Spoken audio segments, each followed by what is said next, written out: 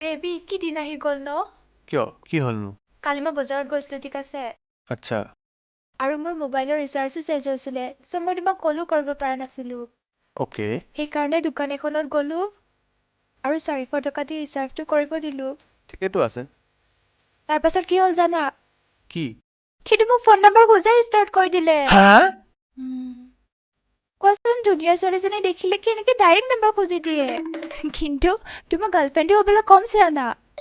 তাৰ সাহ চোৱা না মই বাপেকে তাক বেলেগ এটা নাম্বাৰে দি থৈ আহিলোঁ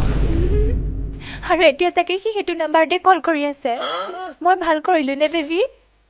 বঢ়িয়া চাব্বাছ তোৰ ভুল হ'ব নে এনে